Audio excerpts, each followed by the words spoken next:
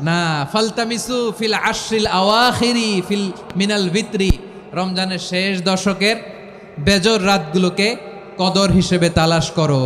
আল্লাহর হাবিব সাল্লাল্লাহু আলাইহি ওয়াসাল্লাম শেষ 10 দিন টানা ইবাদত করতেন, টানা ইবাদত। ইদা জাআল আশরু আহিয়াল লাইলা আইকাযা আহলা ওয়া জাদ্দা ওয়া শাদ্দাল মিজার, সারা রাত জেগে ইবাদতের নজির নবীজির নাই, শুধু রমজানের শেষ দশক ছাড়া। সুবহানাল্লাহ বলেন। নিজেও ঘুমাতেন না, ফাতেমা রাদিয়াল্লাহু তাআলা আনহু, আলী রাদিয়াল্লাহু তাআলা আনহু কাউকে ঘুমাতে দিতেন না, সবাইকে জাগিয়ে তুলতেন। আমরা সারা রাত জেগে ইবাদত করব, রাজি আছেন তো? কদর যেন আমাদের মিস না হয়, আজকে থেকেই ক্যালেন্ডারে মার্ক করে রাখেন। সব কাজ পেছনে ফেলে, সব ব্যস্ততাকে পেছনে ফেলে ইবাদতের জন্য আমরা প্রস্তুত থাকব কদরের রাতে। কোনোভাবে কদর যেন আমাদের মিস না হয়, ইনশাআল্লাহ বলেন তো সবাই? আমার প্রিয় ভাইরা, ধীরস্থিরভাবে কোরআন তেলাওয়াত করুন, তাড়াহুড়ো করে নয়।